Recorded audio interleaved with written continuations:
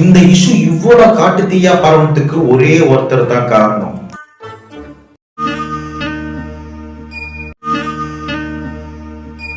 அதாவது நீயான ஷோவும் கோபிநாத்தம் தான் இந்த இஷ்யூ இவ்வளவு காட்டுத்தீயா பரவறதுக்கு முதல் காரணம். அதாவது என்னன்னா, இந்த நாய்களால பாதிக்கப்பட்டவர்கள் ஒரு பக்கம், இந்த நாயினால எந்த பிரச்சனையும் இல்லை, நாய்களை விட்டுருக்குன்னு சொல்ற தரப்பே இன்னொரு பக்கம்.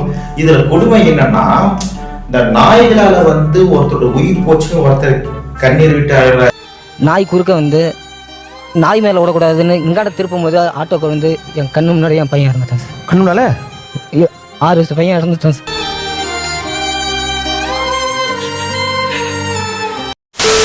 குழந்தையோட காதே பிச்சு எடுத்துட்டு போயிடுச்சு இந்த நாய் அப்படி சொல்லிட்டு கண்ணீர் விட்டு என் பையன் கீழே வந்து கடம்போல என்கிட்ட என்ன பண்றதே தெரியல. அதுக்கு சைடு காது கடிச்சு எடுத்துருச்சு தலையில அவ்வளவு கடிச்சிருச்சா? ஆமா.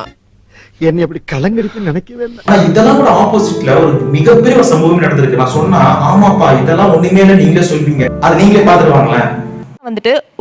ஒரு வண்டி ஒரு இடத்துல வேற இடத்துல மாத்தி வச்சப்போ இந்த இடத்துல கேட்டும் கிடையாது டாகும் கிடையாது, அந்த ராட் அந்த வண்டியே நாசம் பண்ணிடுச்சு.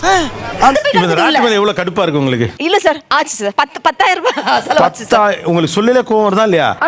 டெஃபினெட்லி கடிச்சு வச்சிருந்தா கூட நான் ஒண்ணு மன்னிச்சிருப்பேன் சார். அது உள்ள போய் செத்து போச்சு. ஆக்சுவலா நீ என்ன சொல்லிருக்கணும், பாவம் செத்து போச்சு, என் காரு போனது கூட கவலை இல்லைன்னு சொல்லிருக்கலாம். பாத்தீங்களா, அவங்க காரான எப்பயுமே ஒரு நாய் பார்த்துட்டு இருக்கோம். அந்த நாய் அன்னைக்கு இல்லாத நேரத்துல அவங்க காருக்குள்ள ஒரு எலி பூந்து அந்த சீட்டே நாசனம் பண்ணிருக்கு. இதெல்லாம் அவங்களுக்கு 10,000 ரூபாய் லாஸ். எவ்வளவு பெரிய இஷ்யூ இது. யோசிச்சு பார்த்தா இதெல்லாம் ஒரு மேட்டரே இல்லைல்ல.